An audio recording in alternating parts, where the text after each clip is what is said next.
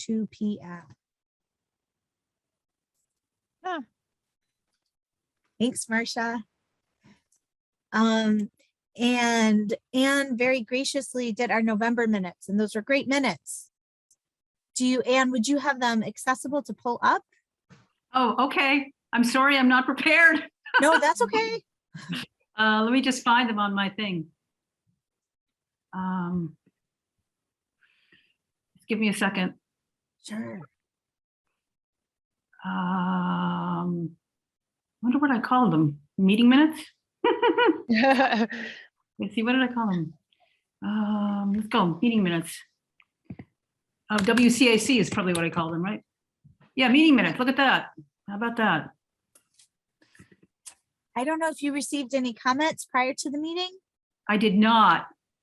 I had one comment, which was just a fix for Lawsbrook Road. Please. So Hold on a Lawsbrook. second. Let me one thing at a time. Let me Okay, just go ahead. can I share the screen? I think I found them.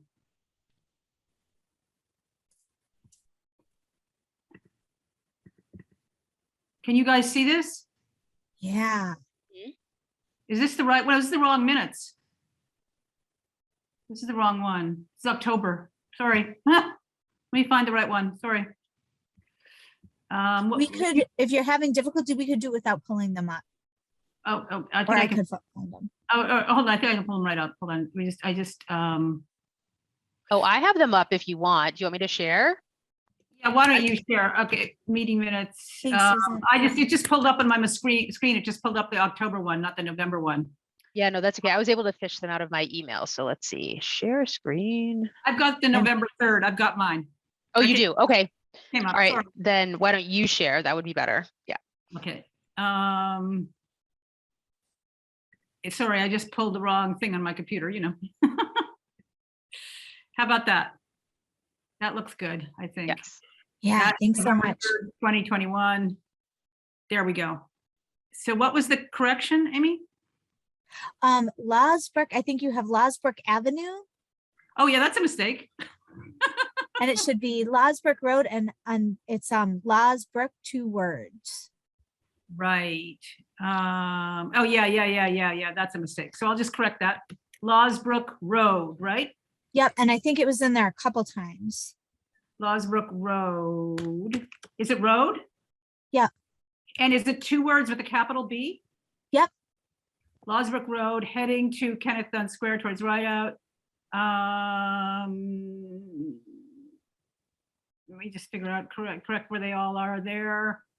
I should actually be able to do this. Well, just to ask it to find Lawsbrook for me, it'll do it for me. That's okay. I'm not minding the scrolling to remind you of everything that was in it.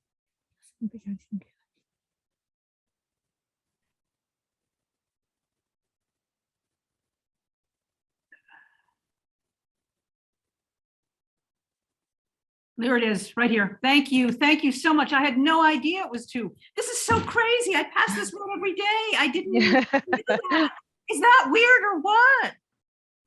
Totally makes sense. I feel like it's the stuff you see all the time. But I don't see, maybe I don't see the sign. This is amazing. I need to look now.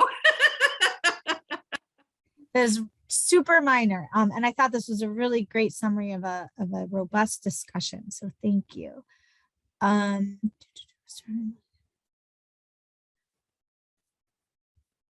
that was all I had. Any other comments? Thank you so much for that. I totally never saw that. I can't believe I was so Oh, no big deal. That's crazy. Any other comments or edits on these? Looks good. Looks good. All right.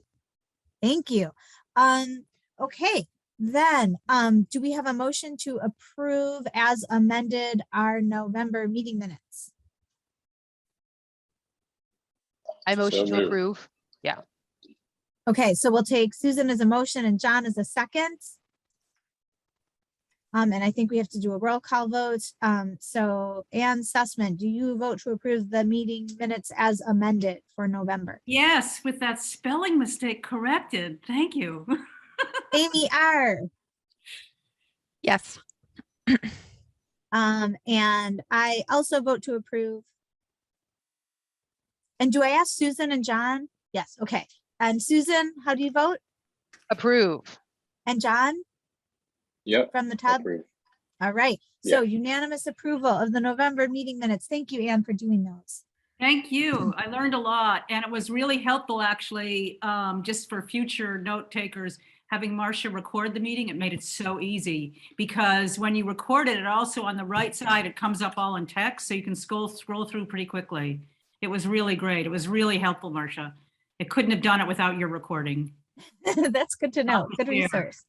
That's awesome. It's not as intimidating as you think once you have it recorded, because the way the recording does a version for you. And so it really is just editing what's there. It makes That's it great. easy. So it's I not had no quite idea. as daunting as I thought it would be. So I don't know how we want to, in terms of notes, John, if you're in a position to pick up notes taking from Amy, or you need more time, or Amy, do you want to proceed and just have John pick up your next time in the rotation? Really doesn't matter to me. I have it set up, but all I've written so far is, correct Lost Brick Road and move to approve. So Approved. I can keep going and that's fine, or he can take over and it doesn't matter to me. My status hasn't changed. I just turned on my video. Oh, okay. Gotcha. From the tub. Pop your laptop on the side of the tub and you're fine. Yeah. I was in similar setting just yesterday evening at this time. Okay. So second item on the agenda was to continue our discussion about next steps on quick win bike ped improvements. A couple updates there. As you guys know, we have a big unwieldy summary deck that's all the observations and comments we received at the walkabout and collected afterward from people who joined us. We have a much leaner, lovely document that Anne and Susan put together that identifies some great examples of from other communities about how they've provided, upgraded crosswalks and improved walkability. And those are great. That's a great resource document as well. Precedent images was the word I was looking for. Some great precedent images from local communities, which is great. I think it's all the more powerful to have local places shown, because I think it makes towns think, oh, hey, like the climate is much the same in Acton. Like the plows in one part of town are the same as they are in the other part of town. So a couple updates. I had reached out after our October meeting, perhaps to Alan Cathcart, letting him know that we had embarked on this initiative, and letting him know, that we had a walkabout, lots of interest, that we were interested in these issues, and giving him the update, which was accurate at that time, which said, we have a really long list of observations, comments, concerns, moving towards some thoughts about priorities in the months ahead. Do you want to wait to sit down? We'd love to, share some of this with you. Do you want to hear from us now as we're at this like longer unwieldy list? Do you want to wait to chat with us until after there's been more discussion about priorities? His response back after a bit was a very helpful yes. Would love to connect about this. Maybe earlier is better than later, because then I can understand how Public Works can can work with you. So I thought that was a lovely response. But then we delayed our December meeting. So I said, I let him know that we were eager to meet, but wanted to get our ducks in a row on what our ask was for, I don't think I said asked him, but wanted to get our ducks in a row before we sat down with Public Works. So that's one development. Marcia very graciously sat down with Anne and I to think through, what some of the next steps might be beyond a conversation with Public Works, and actually what that might include. And you guys should jump in if there's, because I'm sure I'm missing stuff. There was a super productive conversation. Some of the thoughts were, beginning to bring in some outside expertise who could speak to what other communities are doing, how other communities have engaged some of these questions about improved walkability, and maybe even in the context of an open house. Susan, you had reminded us that we had been on open house hiatus since COVID, but maybe, there's an opportunity this spring to again, invite into the community in to, hear some of what's going on in West Concord. Maybe that's an opportunity to have a community discussion. Maybe that's a forum for a speaker.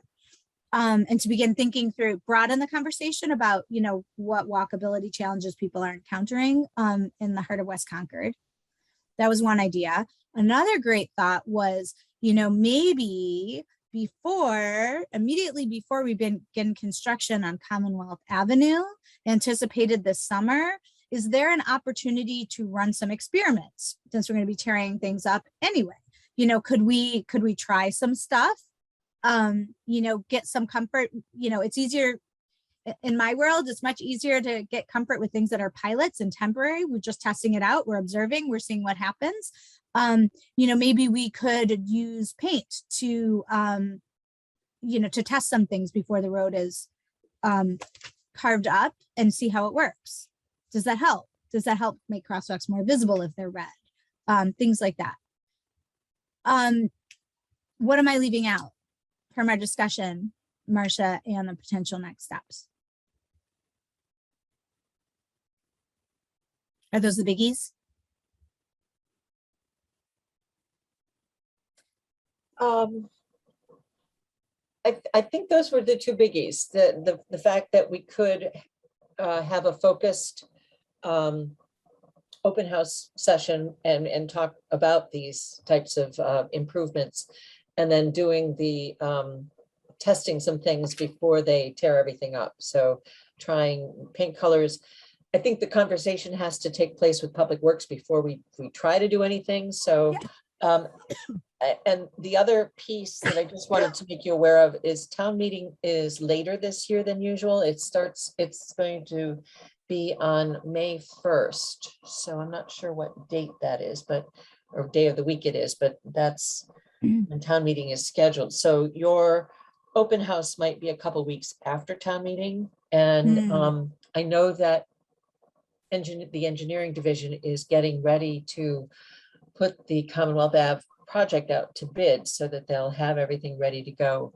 And so we'll need to check with them for their time frame and when they expect things to construction to start. Usually they don't start construction until the summer because that's the time that'll have the least impact on businesses, but I don't know what their plans are. So those are two timeframes we should be aware of. So thoughts, reactions, comments on that? I think it's a really good idea. I think we really should start doing it. Look, the concern about walkability, I just was walking to my dentist now. I met a woman who's asthmatic. She started talking to me about how unsafe she feels crossing the bridge, that little bridge over the Assabet River. She's worried if she gets an asthma attack, she might fall and get run over by a car. And this woman just brought this up. She didn't even know I was on the WCIC. She starts talking to me about it. So we've got real priority issues, and we've got to talk with Public Works about how we get them out there. That bridge is not safe for bicyclists. We've got huge issues.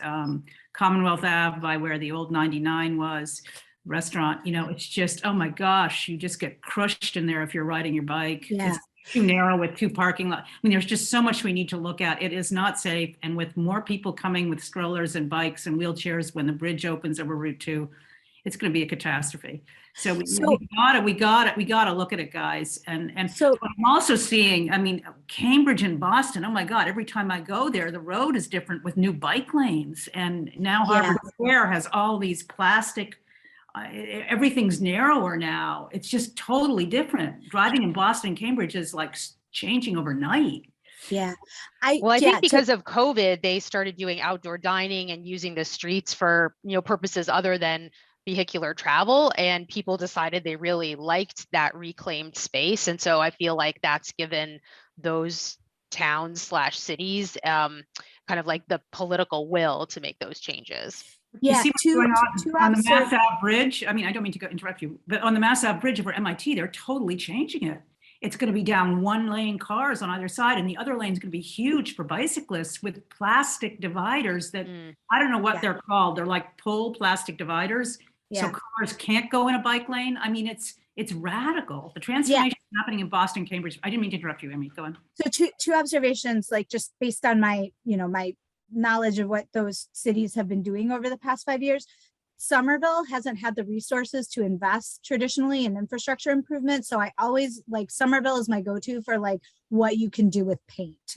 And Somerville's answer is like, wow, shockingly a lot in terms of, narrowing the perceived width of lanes for drivers, clarifying bike lanes. Sometimes they paint them green, surprising how fast it fades, but it's really effective for, the first couple of months.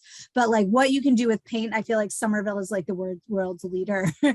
And Cambridge has had a program. I used to be MIT's rep to their pedestrian committee, and they've had a program that was focused on pedestrian and bike improvements that can be done without capital investment.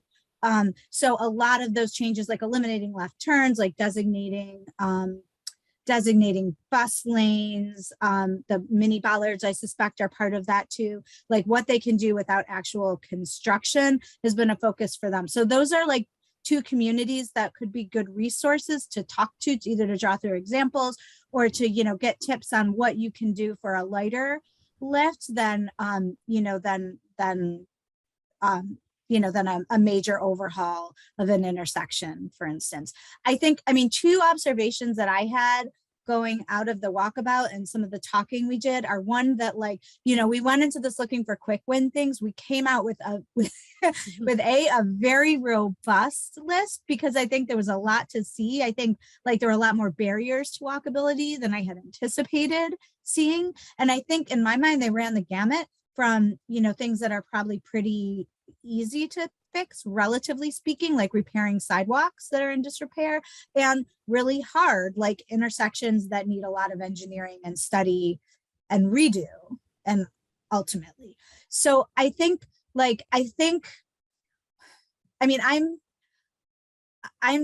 going to have our January meeting and then I will be stepping off the committee. I think this is a really wonderful opportunity to go to Public Works and say, hey, there's a ton of enthusiasm and interest in these issues. You're focused on them every day. Here's the range of stuff folks are interested and concerned about. We're interested in engaging, a speaker, engaging the broader community, perhaps through an open house to get a broader sense of what really are the impediments to walkability or bikeability here. What are people most passionate about? And, could we do some experiments with Commonwealth Ave before the construction? And finally, I think there's just an opportunity to say, are there things that you could just take care of in the normal process of business? Like what from your mind is easy versus hard? And I suspect there are some things for instance, that bridge over the Assabet, yeah, man, that's a problem.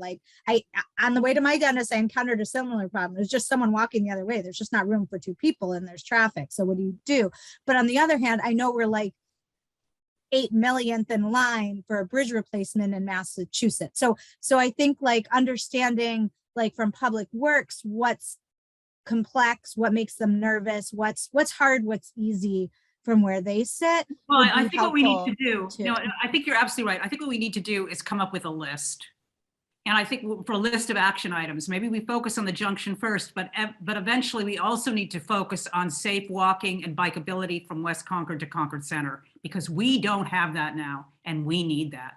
And I would focus on junction first, and also the junction. Right now, it's not safe where people will be exiting the new rail trail, the way they're going to come off. Coming off on ComApp, it's not safe.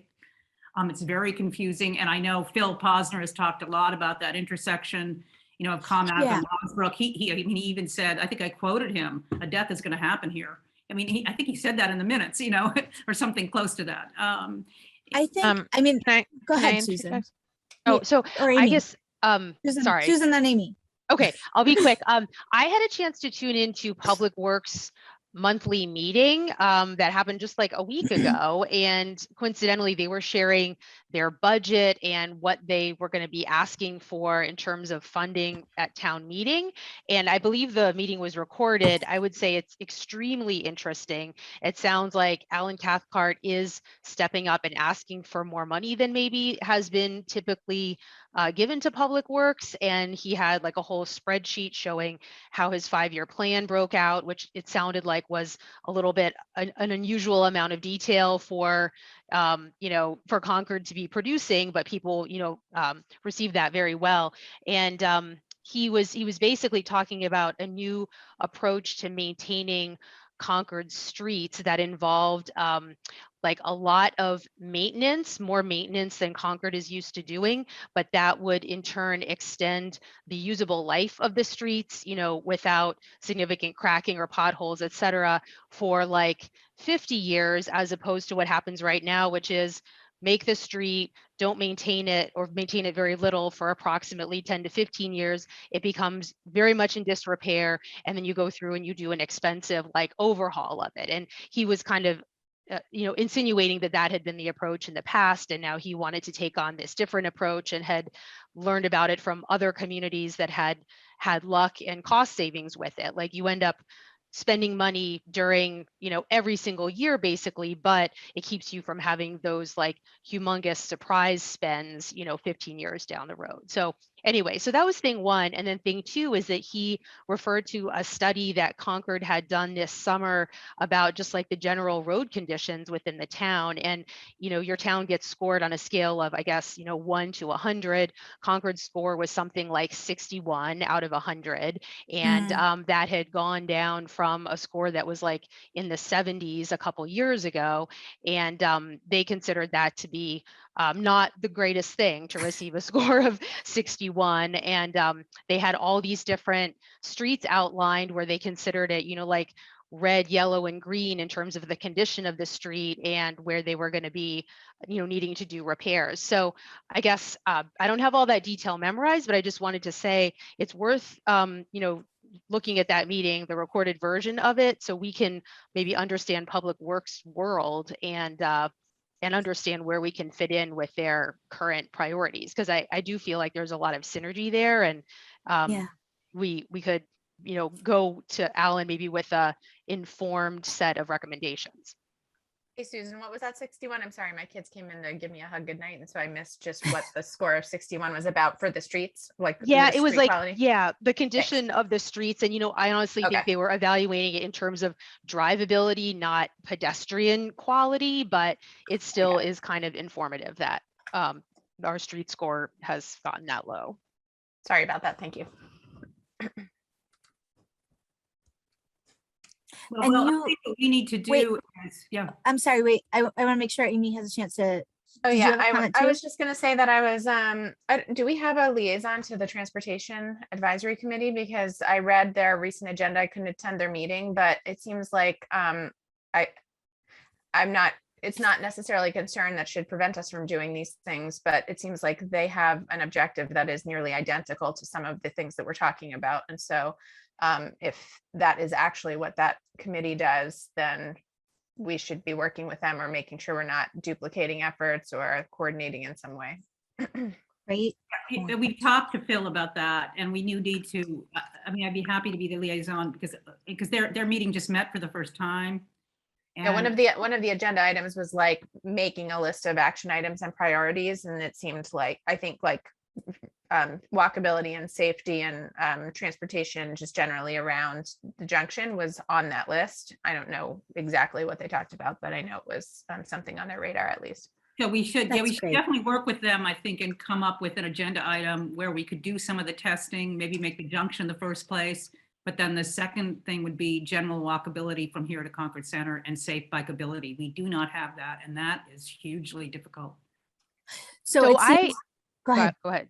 I was going to say, I agree that is important, but it doesn't, I don't know. I feel like just getting around within West Concord is a bit more of a priority versus how you get between the two town centers. And I am totally open to other people's thoughts on this, but I feel like there's so much to be done in West Concord to make it easy to get around as, you know, once you've arrived here, that I'm not sure if we would be diluting our efforts by trying to create this path of travel to Concord Center as well. But happy to hear No, other no, that's thoughts. fine. No, I think we have to do both because you want to be able to go to between the two cultural districts. That's what's make our community so rich. And you want to be able to walk there safely. And you don't want to, oh, I have to get into my car to go to Concord Center. There's no reason. It's less than 2 miles away. That might be something to People living suggest in to the, Europe, you wouldn't even consider it. You know, and the fact it's so unsafe crossing Route 2. Oh my God. And the you know, we don't have a way to even look at that. It's just, I mean, I know I do it every day. I watch. Well, if people are going to be biking, is it going to make sense to route people over that bridge that's a part of the Bruce Freeman Rail Trail? I honestly don't know what you would do when you get to the other side of the bridge in terms of navigating to Concord Center. I don't know how far it is or what conditions you would encounter, but I wonder if that's really the best way for people to get from the two town centers. I don't know. Marcia has a hand up, and then Amy, and then I'll follow up with a comment. We'll go 1, 2, 3. Yeah, but just wanted to say that when we're talking about the bridge over Route 62 or the Route 62 bridge over the Assabet River, that's the state. The town has no authority to touch it. When you're talking about the intersections of Route 2, that's the state. The town has no authority to touch it. We keep repeating it every time there is a safety improvement project. Just last year, I think it was, when we were looking at Elm Street and Baker Ave, that intersection, I told them, people want to be able to cross here, bicyclists and pedestrians. This is a way that we can get people back and forth across Route 2 safely. And so they were going to look at that. They were going to take that into consideration. Haven't yet seen the safety improvements that they're talking about, but that would be, it would be a pedestrian or a cyclist activated light, or it would be part of the light system that they propose, similar to what exists at Route 126 over to the by the landfill where it crosses Route 2. So so that is part of the conversation. And then you can, if you could cross there, people, and then if we get the Assabet River pedestrian bridge, that would create, and there's a pathway that's going to be existing. We've got to get sidewalks and everything else. It's a long-term solution. I really think you've got two levels of priority here, and you need to look at what you talked about, low-hanging fruit, what's an easy win. I think focused on West Concord is the easier win, because all these other things are going to involve the state. So that's 2 cents. Thank you. Thanks, Marcia. Amy, you were making a comment. I was just going to say that the connecting the two town centers seems like maybe an issue for the Transportation Advisory Committee, to the extent that a town organization could be involved, because their focus is not limited to West Concord like ours is. I mean, ours is pretty focused on not just West Concord, but even the junction, right? So that committee, I think, is townwide. I think we can work together, but to be coherent, we need both. It needs to be able to go from one part of town to the other part of town. I don't think, yeah, I don't think anyone disagrees with that as a goal. I think as we think about, where we can most productively focus our efforts, over the next 6 months, there seems like there's so much right in West Concord, just in terms of crosswalks and sidewalk conditions, and up to Church Street. And if we're not going to be able to do anything at Losbrook Road and Commonwealth Ave, if that requires, a long-term solution and a significant investment, are there short-term things we could do to, slow traffic at that intersection in the near term? I feel like we have, that was my takeaway again. We have our trimmed down 87 slide presentation, that just lists the things that came up from 20 people spending 20 minutes thinking about it, just in, and the West Concord junction. I feel like let's focus on the junction, but evidently walkability is about being able to walk from one place to 2 miles away to another place that's also a center. We can't, and maybe we could, liaison with the TAC to do that. That might be the way to do it. Yeah. But it's something we shouldn't forget, because I am really worried. Every day I hear about something, and it's getting scary, and we need to act. And I think it's going to be worse with more people coming here in 6-8 months with their bikes, not knowing that they can't bike to Concord Center, or that it's not designed for that. So what is the right next step? What is the right next step? Is it a conversation with the Transportation Advisory Committee leadership? Is it a couple people focusing on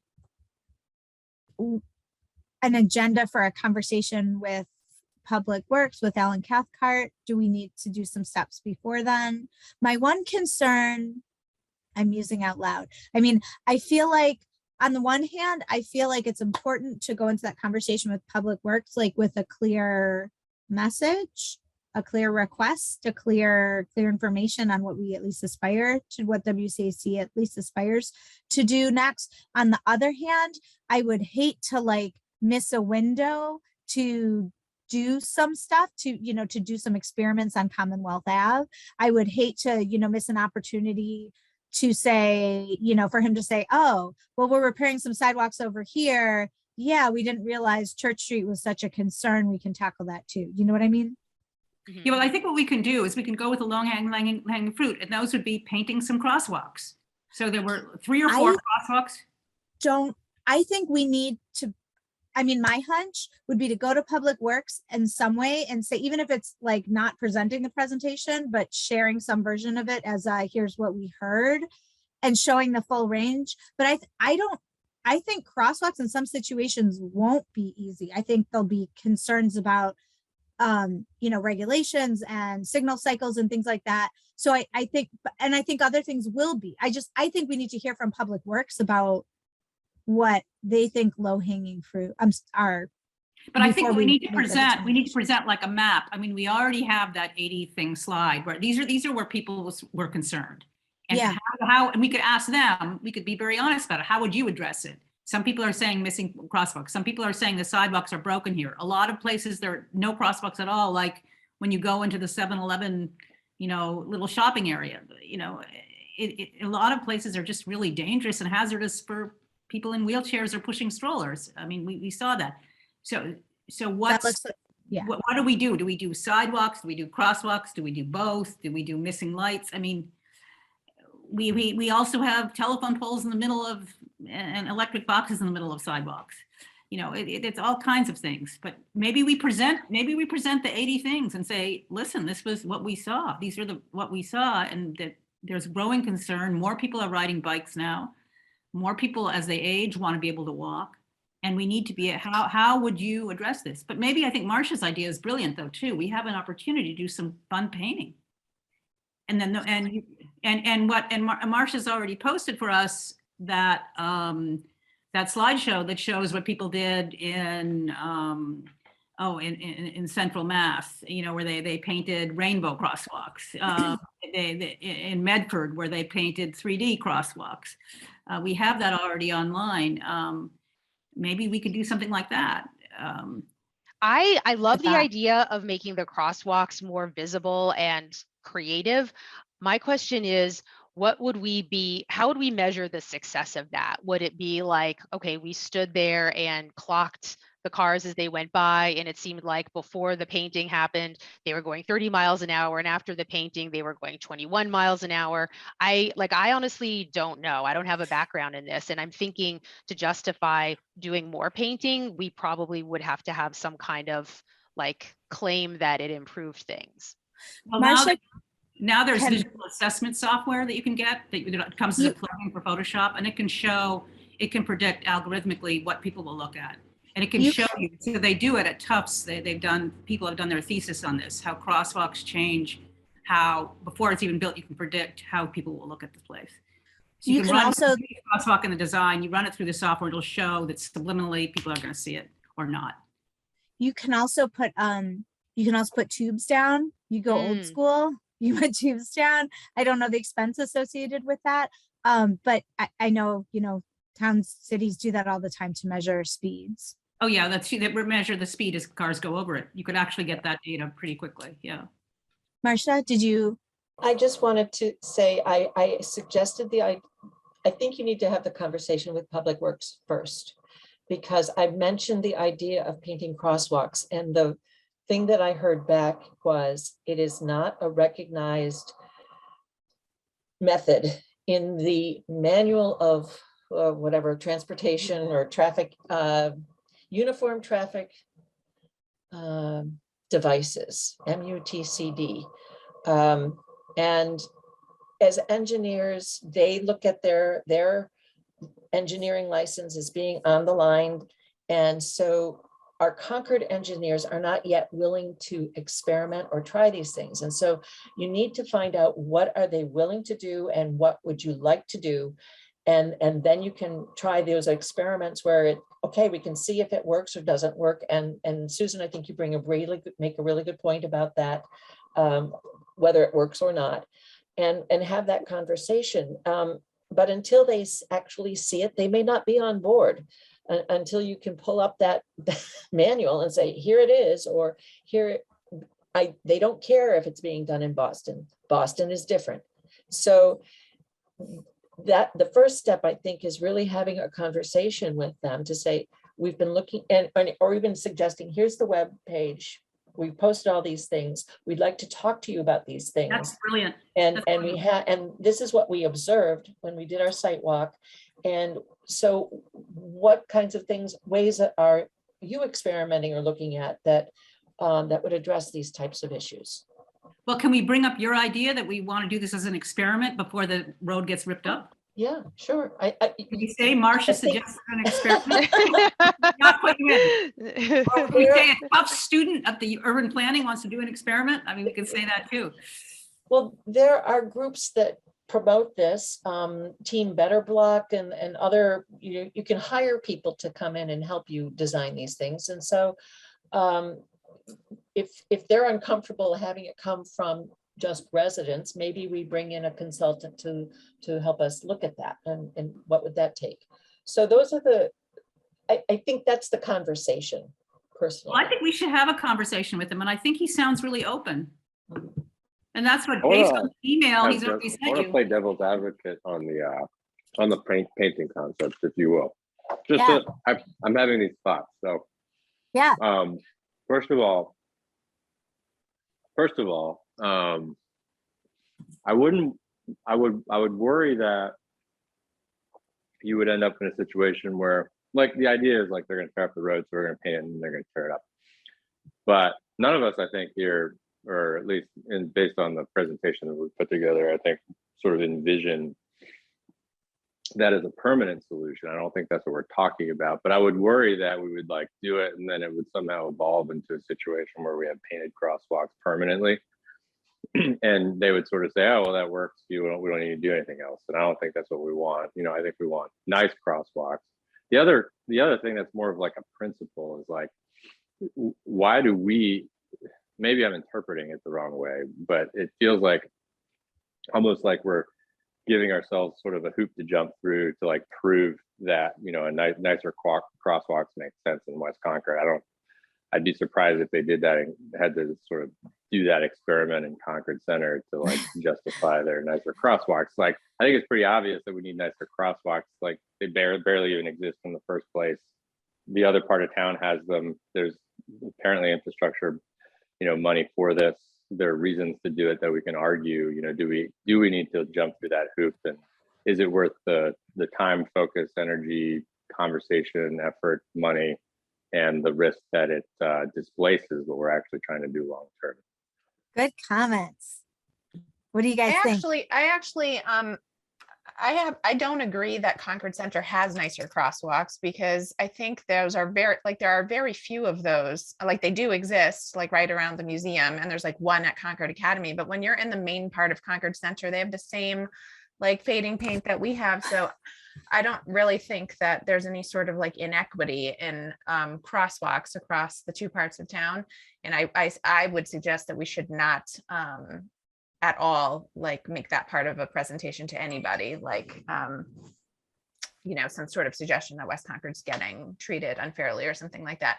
And so I don't think we have any precedent in Concord, really any meaningful one, to point to say like we should have what they have, because the only place that I know of that they exist other than Concord Academy, where I assume Concord Academy probably paid for it, is right around the museum. And that was part of like larger project to redo that area. So I don't really think that it's reasonable for us to ask anyone to just come into all of the West Concord crosswalks and make them into bricks, just because we like that better and it would be safer and it has certain virtues in certain members of this committee's opinion, and I'm sure many other people's opinion. So I don't really, I'm not moved at all by the comparison there. I also am concerned that we don't have enough input to we're saying things like everyone wants, or, you know, everyone thinks, or everyone is concerned. And we did have a walkabout that was, you know, reasonably well attended. However, it was a very tiny microcosm of the people who actually move about in West Concord all the time. So I would be hesitant to go make any sort of sweeping statements about priorities. Yeah. At least in terms of like what the community wants versus what we have talked about, because I Yeah. don't think we at this point really know what the whole community wants. Like, we know what those people who came and the people who are predisposed to come to a thing like that are people who are probably not satisfied with certain aspects, and people who are just walking around Concord thinking it's fine and the junction didn't come because they don't care. So I'm a little, I guess I'd be interested in part of the next steps, including somehow soliciting more input from people beyond this committee and people beyond the people who came to the thing. I don't know if that's possible, and you can't make people give feedback, but Yeah. That's a Can I- great something Can I we respond to that? Yeah. I just want to respond to that. Yeah, I may have been wrong about the comparison to Concord Center, although I thought I saw that in the slides, but I could be wrong about that. You're not wrong. It's in the slides. I think the slide sort of is a little misleading in that it suggests that they're everywhere over there, but they're actually not. I didn't mean to suggest that you misspoke, John. Yeah, but it almost doesn't matter. In fact, I think it's stronger to not make the comparison necessarily to another part of our town, but just to other towns, right? We do have comparisons to other towns, and I think that's a little more objective to do it that way.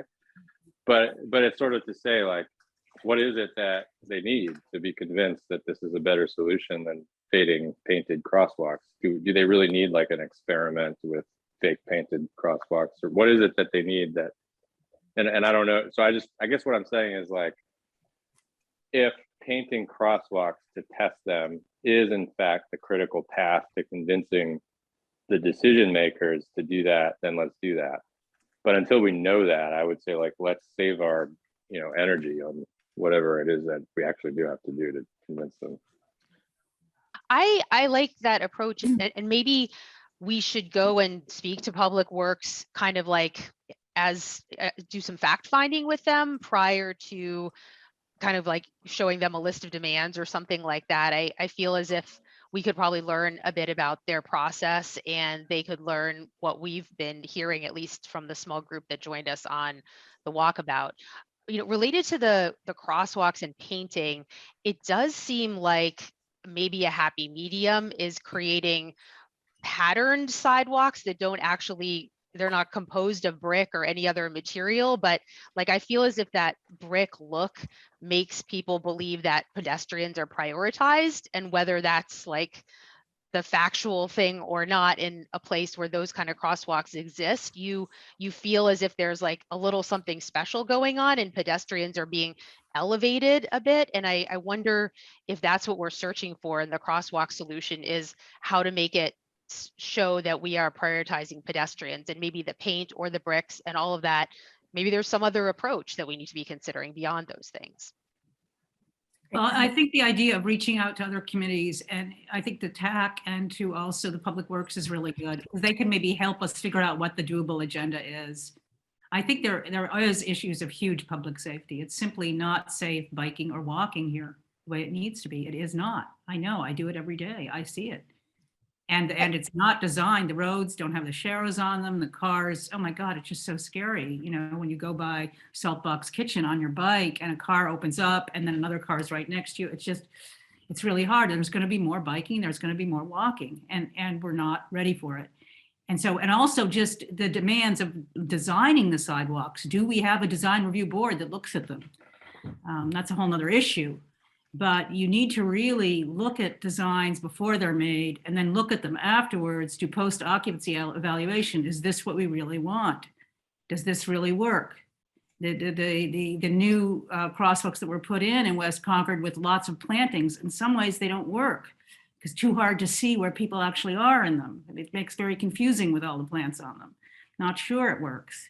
We need to really evaluate where is things really done successfully. We got to do post, evidence-based design.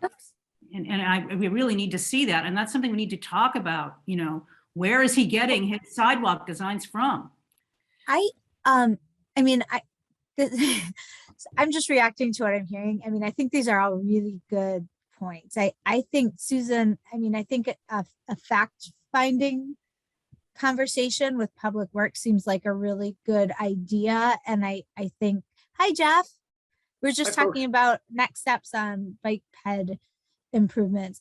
I think, a fact-finding mission rather than we've come with pitchforks and, torches kind of vibe is probably a more. I don't want to interrupt, but yes, because they were very responsive on the commuter rail lot, like right away, and absolutely super polite and open to us when we went to them in a not confrontational way. And I think that we should assume that they'll be that way again about stuff that they actually can do. To that point, I made an offline comment about like a big pothole in front of the Fowler Branch Library right next to the crosswalk that I'd seen someone like trip dramatically into at Porch Fest. And I just put in a call, and maybe it was already on the radar, but it was fixed like 2 days later, and it had been there for like months. So I echo that, like, let's harness the goodwill. Yeah. And I, to the point about more public input, I think that's a really excellent point. And I wonder, whether it's an open house or there's some other forum or it's next door, is there another way to broaden this conversation and hear from, more than just the handful of folks? I think the TAC can help us with that. It's a good idea too. I think, we're probably they know it, and they got all the bicyclists there. They could help us, and we can work together on it. We don't have to figure it all out alone. And they share, I think, what Amy was saying, we share a lot of commonalities. We can work together and be more powerful. Yeah. So what's the next step, and who's spearheading it? I mean, I kind of think that the transportation committee and us should maybe do an online survey and potentially one that involves talking to people, at least in West Concord Junction. They might want to also expand it to Concord Center. And I'm not trying to like overcomplicate things, but I feel like that would be the most robust way to get public input.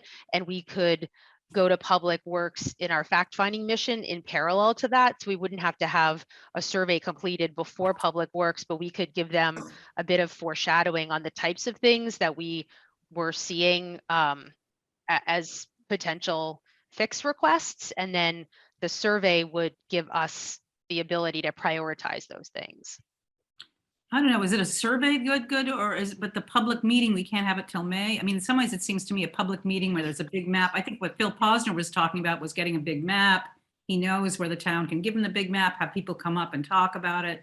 I mean, in some ways, maybe a survey is good too, but I'm not sure. They might both be good because they might reach or appeal to different groups of people. Like there might be people who will click on a link and take a 10-minute survey who aren't going to make the time to attend the meeting, and vice versa. That's a good point. My rule for public process is there should be opportunities to participate in your pajamas and in person. Yeah. I agree. Yeah. I wanted to ask about one thing related to some of these improvements, and that is the whole speed limit situation, because I have looked at that more as I've been walking/driving around, and I don't know what the town has jurisdiction over and what we don't, but what I do see is like these signs that say it's 25 miles an hour in this town unless otherwise posted. And then like 2 feet away, there's a sign that says it's 35 miles an hour or 30 or something. And then you confront another sign that has a different value on it later on. And it just, it seems like it's very confusing to motorists. And I it is very confusing. And I think Phil Posner is really taking that on. He gets it. Part of it's state run and part of it's car throughput stuff. And he really gets that. And so I think we need to work on that. The fact is other communities have, as you now know, in Cambridge, 75% of the roads are 20 miles per hour only. That's amazing. And that's so much safer for bicyclists and bicyclists and walking. Again, the stats are incredible. You're 50% more likely to die hit by someone going 30 miles an hour than 20. Okay, so do you think Phil is taking that on, like No, kind Phil, of I think for Phil is the taking that on, but I think, town? I think that's part of the confusion, the high speeds. People zip off, Route 2 and are still on 45-mile-per-hour mode, not knowing West Concord's here. But I think I think you're right, Susan, to bring it up, that we need to collaborate with him. What can we do to get the speeds? Because he's very worried about it. And right now, as far as I know, West Concord is the only town I've seen a 35-mile-per-hour speed sign in front of a public school. So I think places like that are within our purview, where we think that's a specific concern, like where there's a bike crossing or, that are part of the West Concord Junction area that we looked at. I would say those are fair game. And if the transportation committee or advisory committee is focused on them too, all the better would be my hunch. Amy, John, Jeff, thoughts on next steps?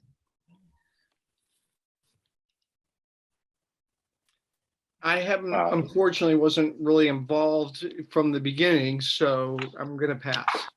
Okay. Isn't the thing to do to just, like, we have specific things that we pointed out, and then and it's only from like a small sample set of the community, but you can at least categorize the things, right? And we could bring them to, it sounds like, I'm trying to track the counterparties that we're talking about, but I think it's Public Works and Transportation Committee, right? So like, bring the things, the categories of things with some examples to the Public Works, and just say like, okay, give us your feasibility assessment on these things. Go do the same thing with the Transportation Committee, and then in the meantime, we could run a survey. It could be an online survey of like kind of a similar categorization, like what are your observations or priorities on improving these various categories of walkability and safety in the community, and get that data, and then you can put it together and say like, okay, well, here's the most technically feasible, and then here are the highest priorities from the community standpoint. So then you can make then you can merge those and say, well, these are then here are actually the low hanging fruits that we should do for a second, third. And I think there's still a question about like, where is the funding coming from? But we had talked about, I think this was initiated with some kind of conversation about, do we think there's going to be grant funding, right? So I don't know if we've thought through that, but that would be the next step afterwards. That's what I mean, am I right that all we really can do is go to other people and ask them to do things, like get funding and do things, right? We're not getting any funding, and so we just need to inspire Public Works to use their funding a certain way or whatever. And the Transportation Advisory Committee, I assume, is also not getting any funding, probably. So all we can do is go and advocate for these things. So it could be that in a quick conversation with Public Works, if we point out, like, I mean, the sidewalk up Church Street is ridiculous, they might be like, oh, you're totally right, and that's on our, like, we're going to do that, and then that might get done and we could just stop worrying about it. So yeah, some things might get eliminated quickly, and then some things might get eliminated because they say it's literally impossible for some legitimate reason, and then we need to advocate elsewhere or hope that someone else does, but then we could really focus our efforts on that's why I think meeting up with Public Works is really important, just so we understand, what their bandwidth is, what they can do, how our input can make their life easier, and vice versa. So I think the fact he was so willing to meet up with us, I think that's really great, and that's telling there could be something really productive to come up. So I think you're right, there is we need to meet more of the characters. We need to get involved with TAC, we got to get involved with Public Works and figure out what we can do to make their lives better. How can we make it work? I think what John said about categorizing, I think, like, instead of the slides or just directing them to our website, if whoever requests the meeting, and I am not volunteering for that role, could, in like a 1-page or 2-paragraph thing, say, here's the broad categories with maybe one example. Then even if they don't ever go look at the slides or look at them carefully, they'll at least know what we're talking about before we get there. Well, and also it's just about how can we work with you the best to serve you and the community? How can we make this really work for everybody? And I think That's what we want, because they have expertise we don't have, you know? That's a great point. And I think those are both great points. And Amy, I think a lot of the, not that it can't evolve, but I think we have a good groundwork on that, you know, categories of things. We said, what did we say? We said crosswalks, sidewalks, signage, speed, whatever the categories are. We've taken a cut at that. That's a good starting point. They could certainly evolve. But I think one of the other points is narrative coherence. So in the great cities in Europe and in certain cities in Harvard Square even, there's a sense of coherence. You can walk very coherently from one place to another. You know, you can do the whole thing. In the rail trails helped in West Concord, but otherwise it's a very choppy experience. You see what I'm saying? You don't have the coherence. You don't quite know what the sidewalks are going to look like. And that was what we really need to improve. So it's a coherent experience walking.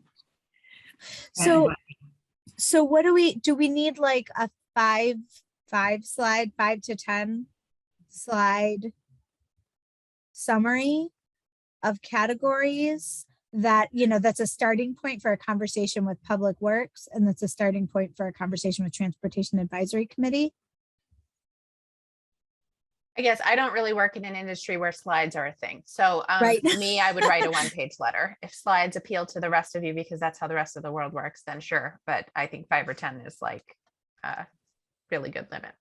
Well, I can do slides. I think people are visual and they get it quickly with slides. I mean, I'm happy to work with someone else on slides or just put the slides together. But I think you don't want to throw anything out that we've done. It's really important. It was so hard and so many people. So we can make another version that's tighter. And we can also always reference the backup, you know. I think it's fine to make the bigger one available. I just think you should assume that they might not go through it and you don't want to miss you don't want them to miss something important because they didn't. Right, but I need a highlight to it. We could do it, but I think having it's all very important. And the fact is lots of people contributed. And it's large, but it's important that it has some, and we have some great pictures of people in wheelchairs. I mean, we got some amazing things. Alarming existing conditions, some persuasive existing conditions photos. So I retire after our January meeting. I could certainly, you know, help with the deck in the next couple of weeks, if that makes sense to people. I don't know if there's someone else who wants to continue carrying the torch, who wants to be involved in that. Maybe we make that our goal for our, when's our January meeting? Let me make sure it's not on the 1st. No, it is the 5th, in 3 weeks. Is that like a good goal to put together that deck that we can then bring to the transportation advisory? I'd be happy to help you with it. Okay, that sounds great. And is there, just because I'm disappearing, is there another person that could continue to co-pilot that? I'll help with it too. Susan and I have worked together. Awesome. You guys are you guys are an amazing team. That sounds good. And then three, we'll cap ourselves at 3. So we're not inadvertently deliberating outside of a public meeting. So Susan, Ann, and I will work on that, bring that to the next meeting. We'll circulate that in advance.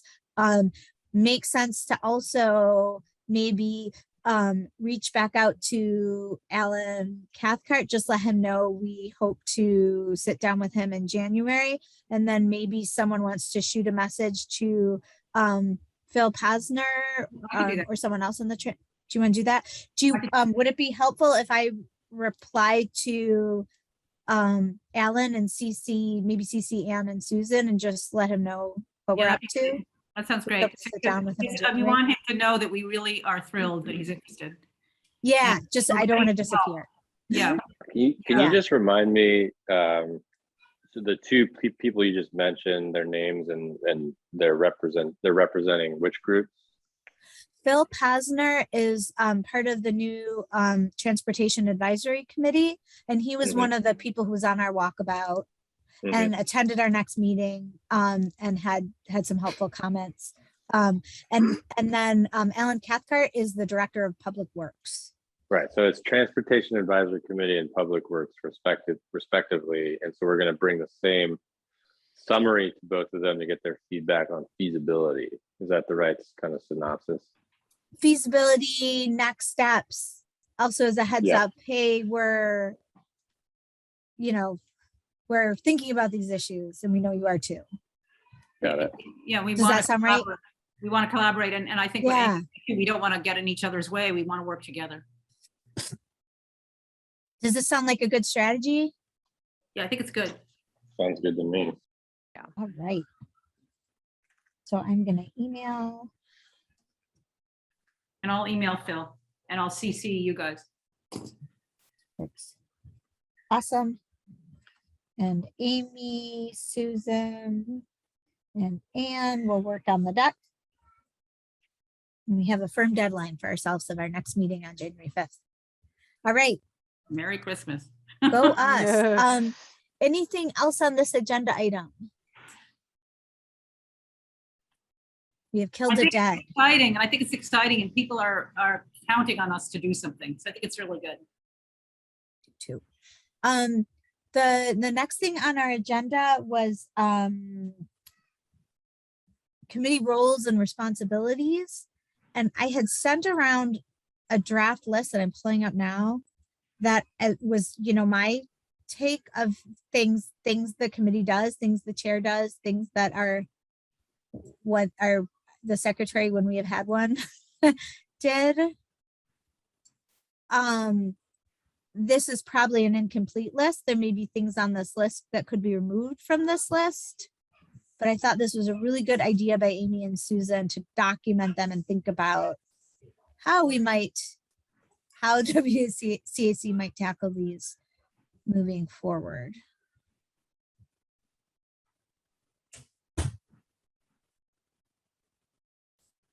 Any big things that are missing? Maybe that's a good place to start. Or little things that are missing?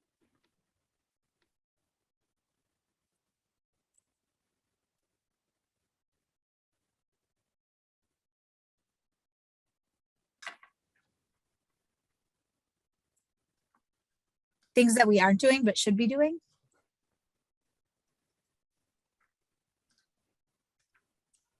I mean, one thing that I continue to think about is how to engage more members of our community. And Yeah.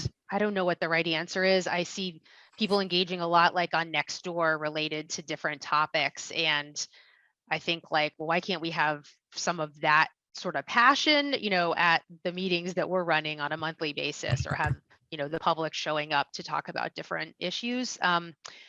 So I don't know the best way to get people's attention, but it would be great to draw more people into our conversations that we have.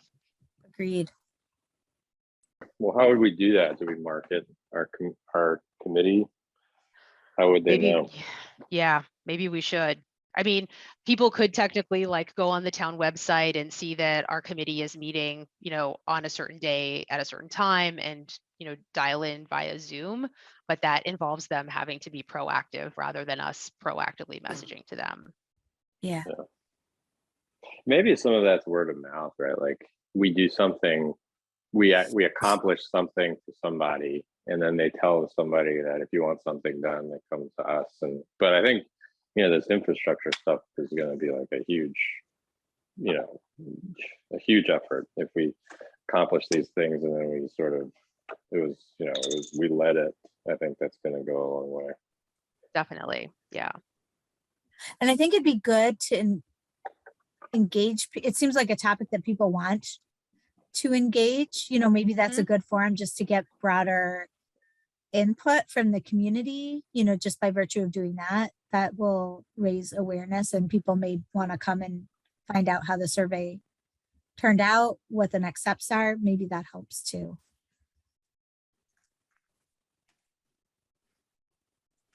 Maybe Nextdoor itself is a good forum for getting word out. I'm not sure. The last time we did. Do we need new community members? Do we need new members on the WCAC? We do. How many? We currently have we currently have 3 open spots in effect, 1 full member and 2 non-voting members. I sent a note to some folks who had provided green cards and didn't hear back, which sometimes happen. I put in a message to the town to see if there were any additional green cards since the last batch I got in early October. And I learned that the person who used to do those things is no longer with the town. So I sent a message to the email address, the forward email address. And I have my hug moment now. I didn't hear back. Maybe Marcia can advise us on who the right person to reach out to is, or maybe we just haven't had any inquiries lately. I'm sorry, I don't know who's actually working on that right now. Things are a little chaotic since Jeremy left, so and gearing up for the special town meeting, Chris Carmody just hasn't had time to address those. Also with the transition with the town manager departure and looking at the interim. So it's I wouldn't be surprised if things are going to be a little bit of a lull. I doubt if any new cards have come in. Usually after a town meeting event, there is an influx, and hopefully there will be after that. Thanks, Marcia. Right, Do we do like a little booth at the town meeting? Like come join the WCAC and like you have like, you know, candy, like candy dish and stuff like that? Yeah. No, I've never been to one of these. They don't do that. I love that idea. Yeah, I think especially in light of COVID, probably wouldn't be able to give stuff out or like maybe have an extra presence or something, but it could make sense to like provide some social media posts to the person who manages Concord's social media to say that we're looking for extra members and put some stuff on Nextdoor, because people will be thinking about town business as the meeting approaches, and you know, they might get, you know, stung by the bug that they want to participate. The town, the select board has a list at the end of their agenda every Monday that they're meeting to say, these are the boards and committees that we need people on. So making sure that you're on that list is one step.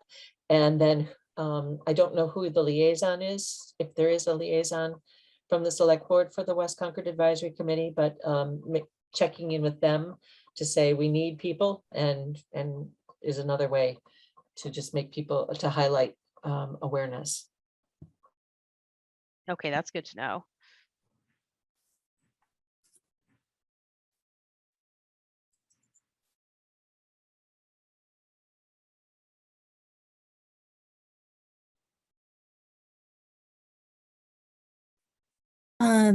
So here, I'm sorry, that was a disruptive visit. My apologies. So we talked about additional engagement. Anything, and we don't have to resolve this question tonight, but anything else that seems missing from this list?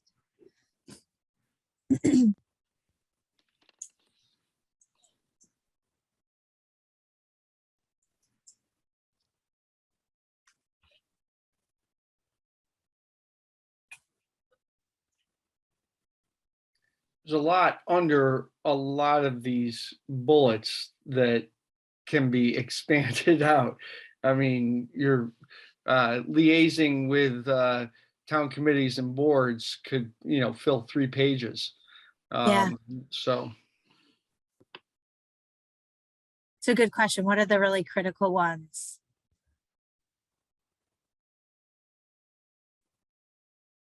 Yeah, it's a, you know, are there, and I think we've done that internally, there are certain committees and certain boards that we decide we really want to have liaisons with, and there's others that may come up, but I don't know if we want to list out the key ones that we always want to have a liaison for, both departments and committees. Yeah. Is that useful? Should we do that right now real quick?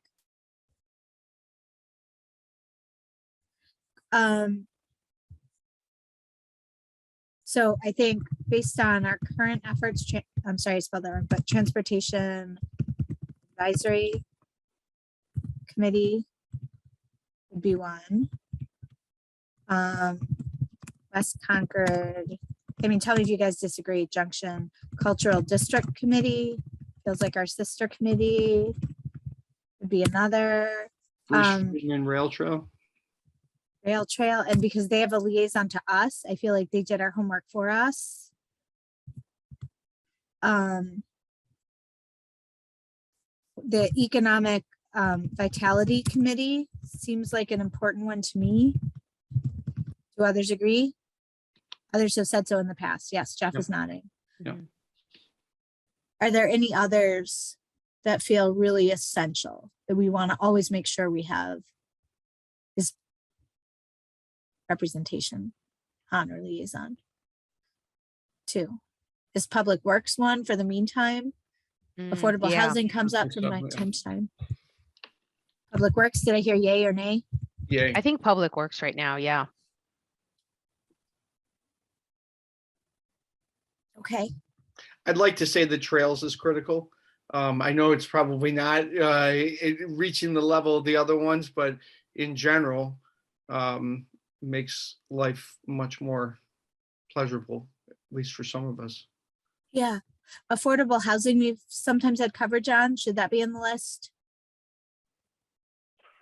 I see I'm no the one, nodding. yeah, well, I'm the one who went to that, and I got a great education on what it is to manage like a portfolio of affordable housing, units and prospects in a town, but I am not sure that it's super relevant to us.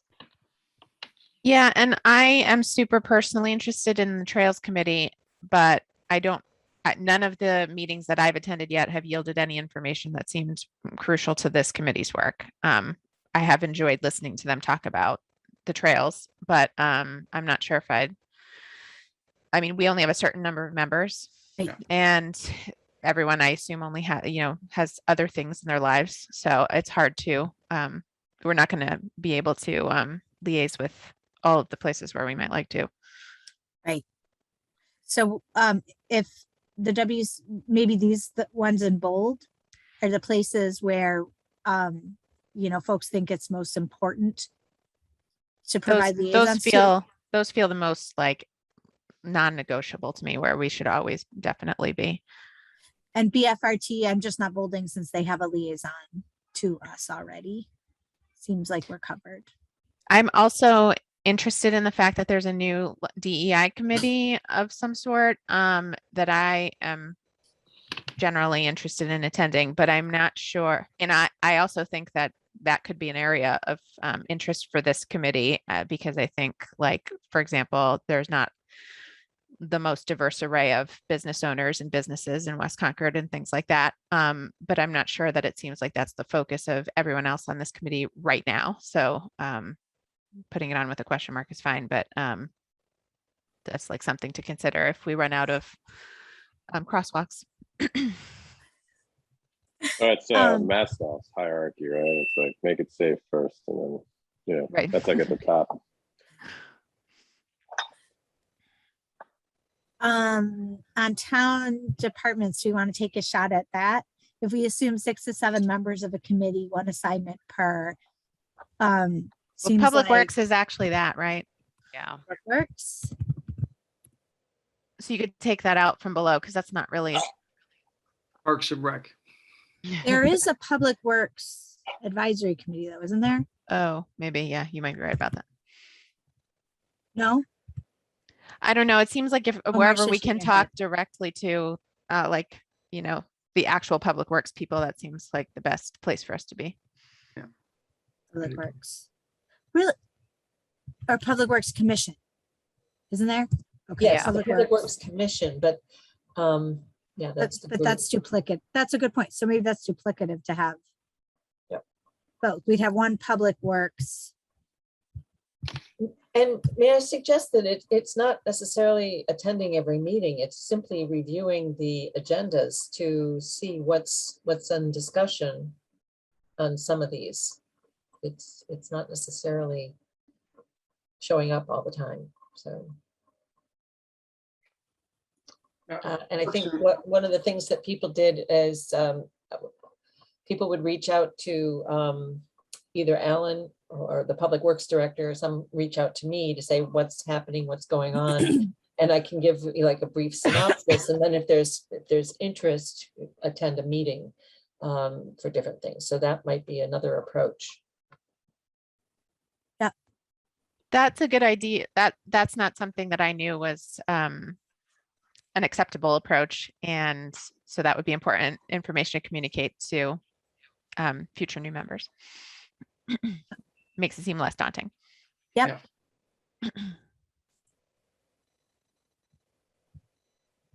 I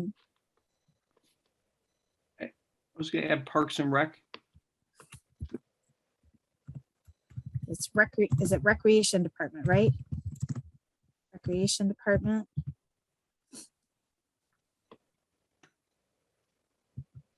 And Planning Department, though Marcia comes and visits us every month, so she spared us our hard work of liaison with her at the moment. Anything else that we should expand upon?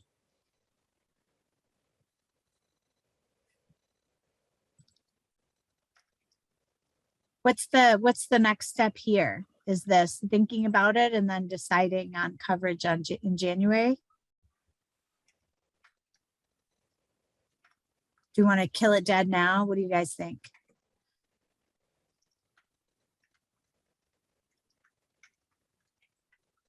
Are you thinking that we would assign out each one of these things that's in a bullet right here?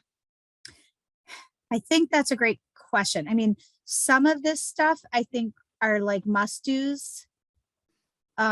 So we don't, so that so the committee can do its committee stuff without getting decommitted. I think, some of these are things that everybody does, don't necessarily need to be assigned, like drafting letters on behalf of the committee, or, focusing on topics of interest.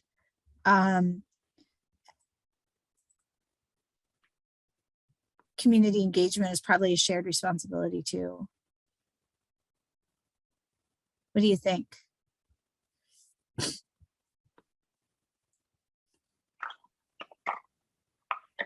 Yeah, I agree. So the stuff under other kind of like rotates around and might be handled by maybe multiple members on the committee at different times as needed. I think that's right. The one thing that maybe I would move up then would be coordinating, like handling new member inquiries. That needs a point person, I think. It might make sense to make the liaison lists their own category instead of part of other, because that is a little bit different. That's something that is ongoing. Yep.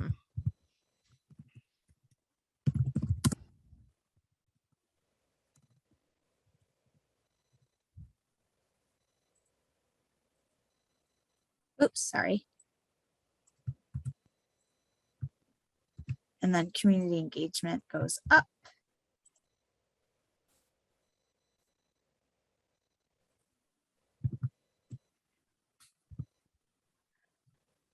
Is this a single person?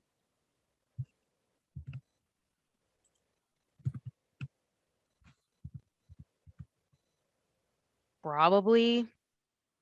I mean, I think the website and social media could be managed by separate people, but you could also have one person doing both.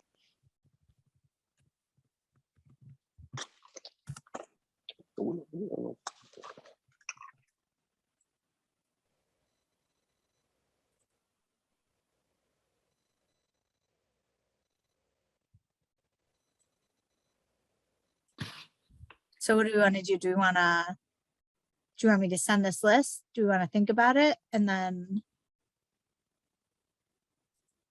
draw straws in January?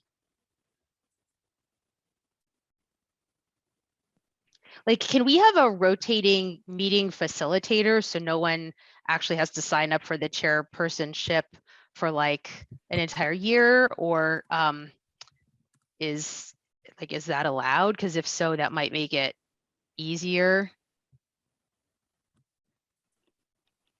It's a good idea.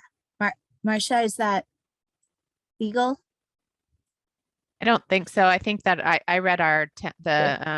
whatever the Mhm. document is that created the committee, and I'm pretty sure that you're supposed to be elected, and the chairman is supposed to be like, Mhm. that's a role that's supposed to exist. I did see the committee will appoint a chair. Yes. Mm. Okay.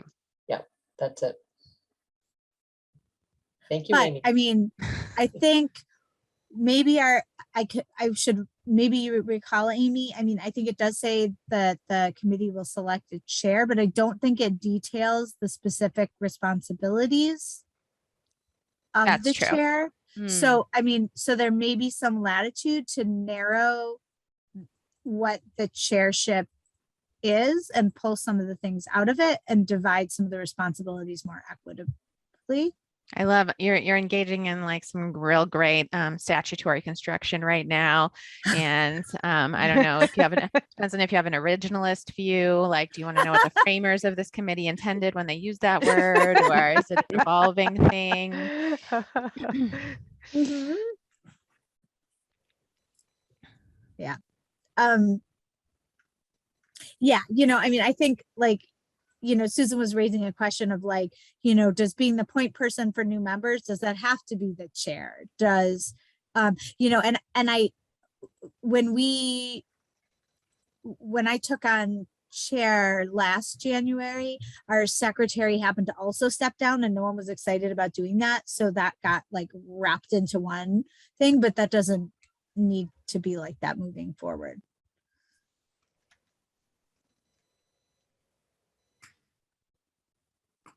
I feel like this is a really awkward posture that the committee's in right now. I'm not like so much enjoying being relatively new and feeling like it's doesn't have like a structure that's settled. I've talked to some of my friends and neighbors who are on other committees, and it seems like they have set processes for this, where like the chair position rotates every year to the next most senior member, and then that eliminates this moment where there's a vacancy and no one's offering to take over. And I don't know if that's standard. I've only talked to people on 2 other committees, so that's not a total, like, that doesn't mean every committee operates that way, but I'm just wondering from people who've been on this committee for longer than 7 months, like, why isn't that a thing that this committee, why isn't that a practice of this committee, or is that not typical? I mean, so I don't recall, so I don't remember seeing anything in our bylaw document, our origin document, that specifies how the chair is selected. In my tenure here, it's passed along to the most senior member, but we squish that sometimes to like 6-month roles, or like set up a faster rotation when people didn't think they could take it on entirely. I think, I think there, were concerns from folks who had been on the committee a little longer about, taking on more than they could. There are some folks who will, rotate off the committee. And we have one member who will rotate off the committee in the spring because their term expires. So it was, I think, just an awkward confluence of events. But I think being more formal about how we do it in the future is a good idea.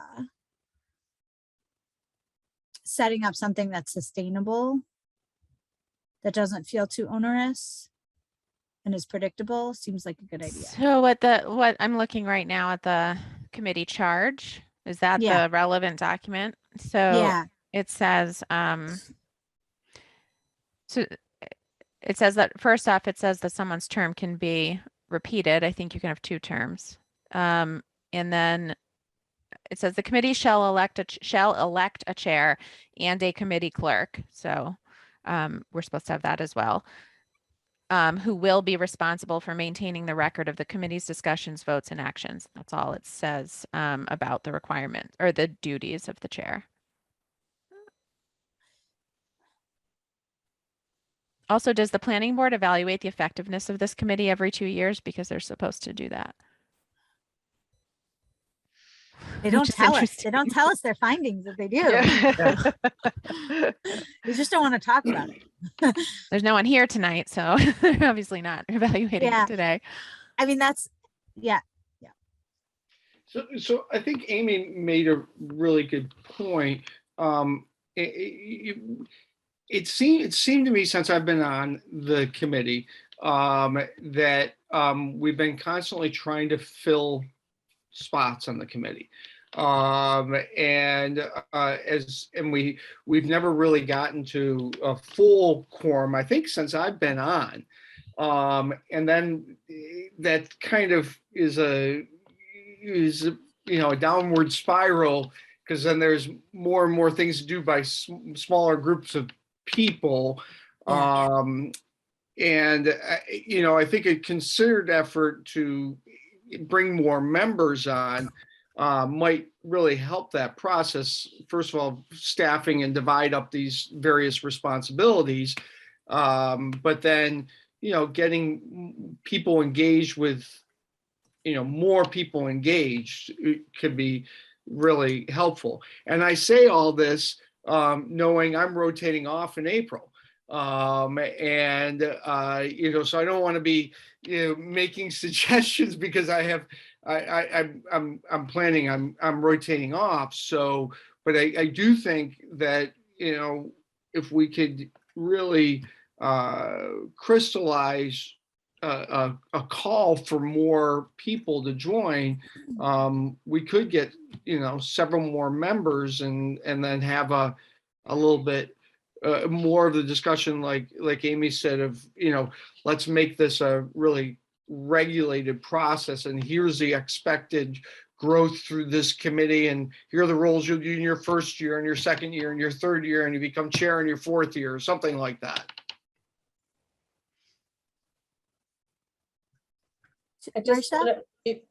This committee was an outgrowth of the West Concord Task Force and the Planning Board. And so you may want to check back in with the Planning Board. Are you providing the advice from West Concord that the Planning Board anticipated? Planning Board members, is there a way of bringing more people in, and having that conversation? If you're feeling that you either don't have enough to do or you have too much to do, I think you need to go back to the Planning Board to say, okay, where's our priority? Where's our focus? Because you're the advisory committee to the Planning Board. There is no select board member assigned to your committee. You're an offshoot of the Planning Board.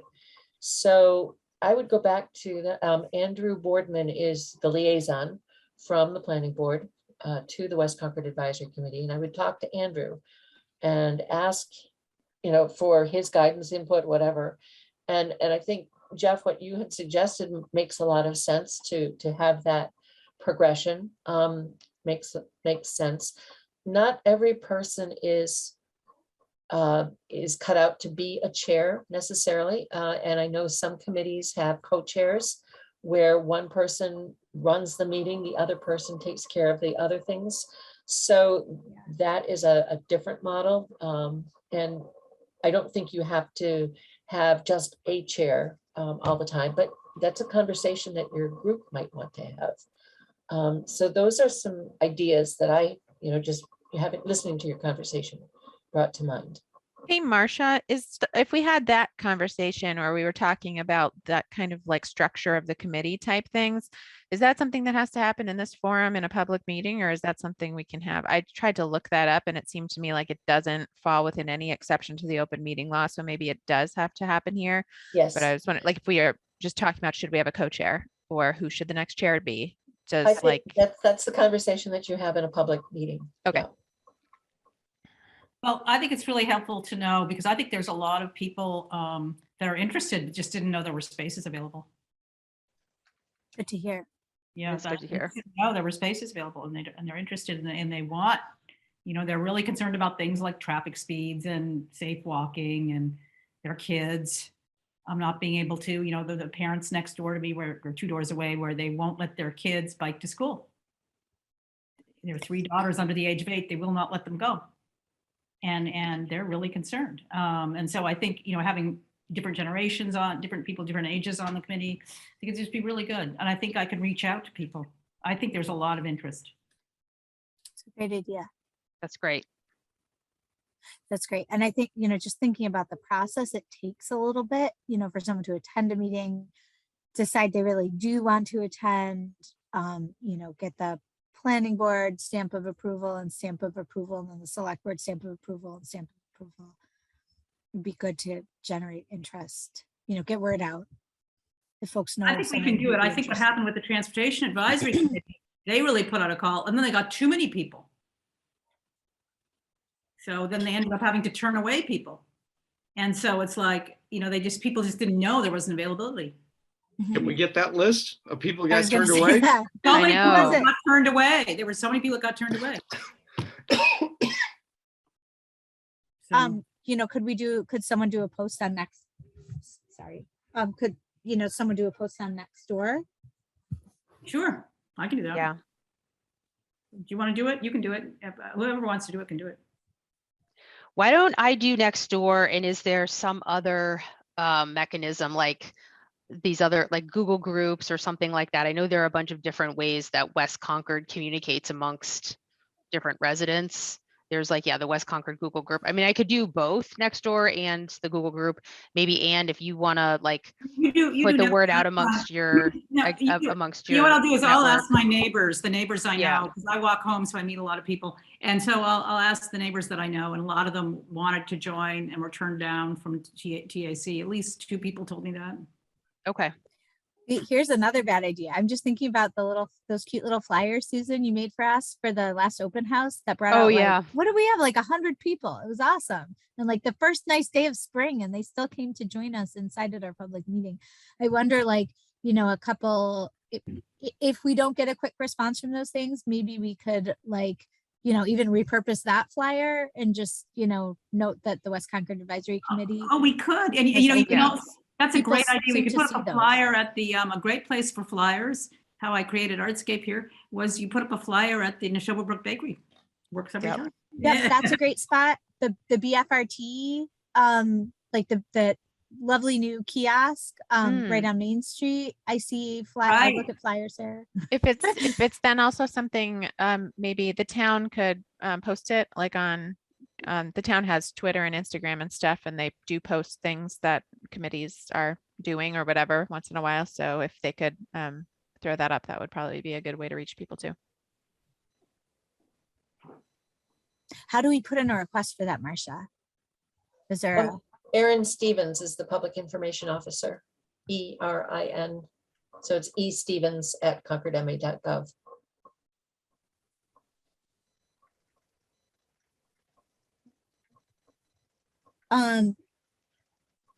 I can What's- volunteer to shoot her a message requesting. If you have specific language, that's the best Okay, way that's to do better. it. Yeah. Okay, so maybe I'll copy whatever you do, Susan.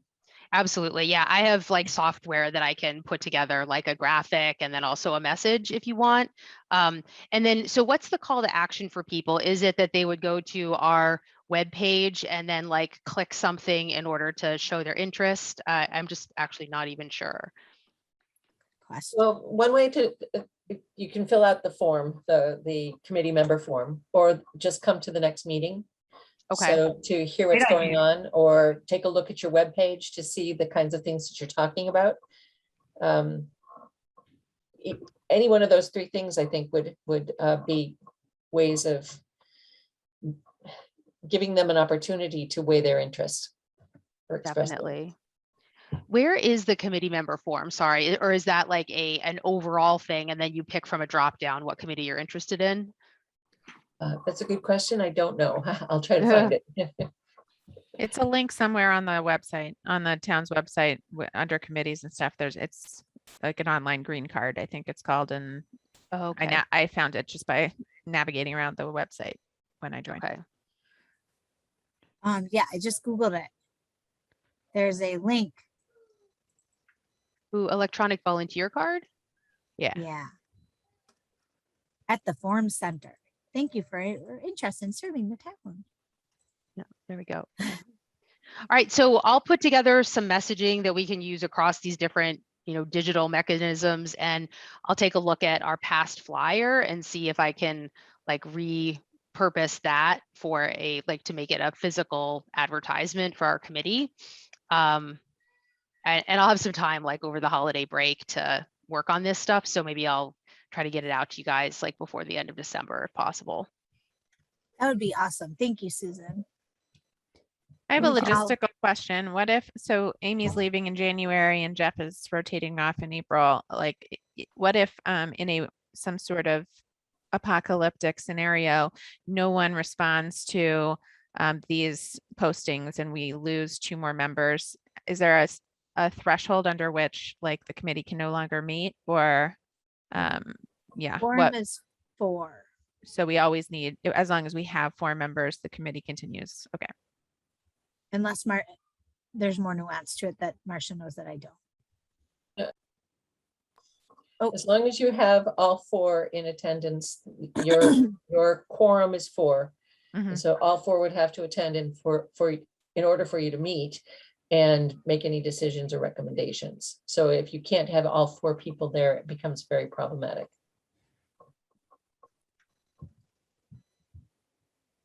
Okay. I guess we'll just have to keep the apocalyptic scenario from happening and generate some awesome new members. I think people will get out there, and I can post it at the mill as well. People are very interested. They just didn't know there's the option to join. The last batch of green cards I got, there were like 4 or 5 in there. Some people had interest in multiple committees. Some may have decided they were less interested, but I think there's interest out there. I think we're a very likable committee. We can do lots are. of good things. So the folks that already put in a green card, Amy, like, are you able to follow up with them and see if they ended up joining any committee at all? Or like, are they sort of warm leads, so to speak? Let me try again. Let me reach out to them again. Well, and I think there's a natural affinity between the folks who wanted to be on the Transportation Advisory Committee and couldn't, especially if they're on the West Concord side. I can ask some of them. Just tell them we'll do exactly the same stuff. Don't worry about it.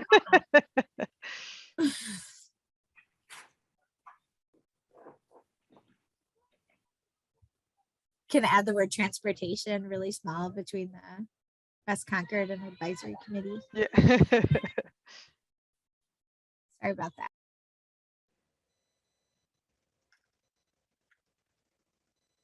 And then who gets notified when people do put in green cards for our committee? Would those notifications basically come to you, Amy, like up through January, or?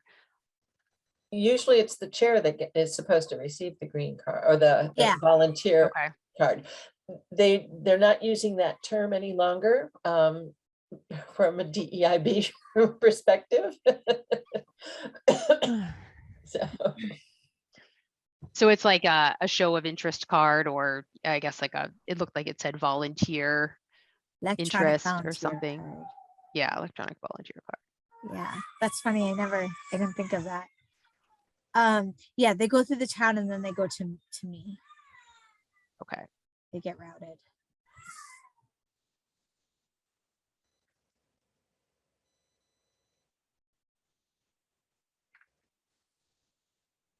Okay, sorry about the background.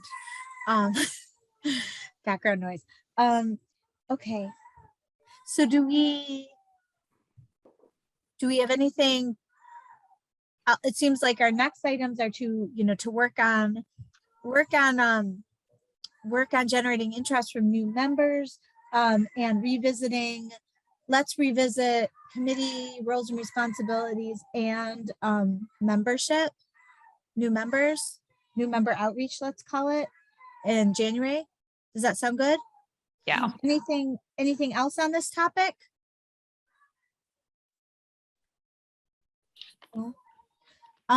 So our next item, liaison updates. Any liaison updates? We're quiet on the liaison front.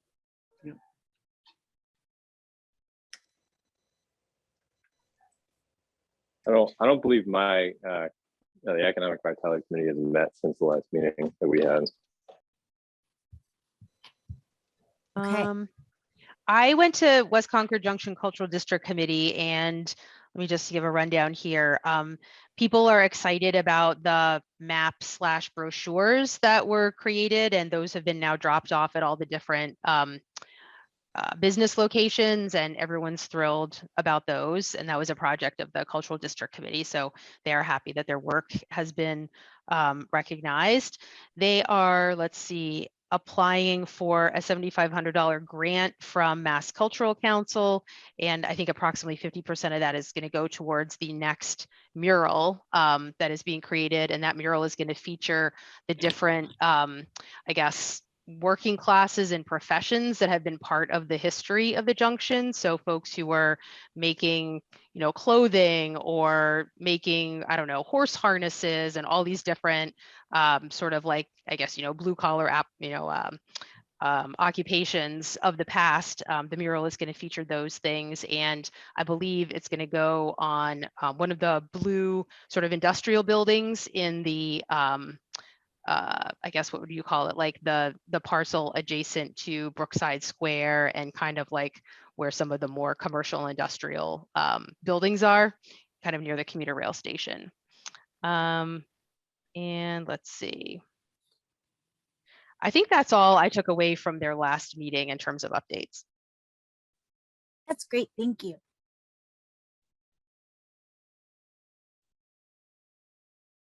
All right. Hearing no other liaison updates. Jeff, are you going to jump in? Nope. Okay. Our last item is public comment. I don't anticipate any public comment. Any additional news or comments or anything else from the committee?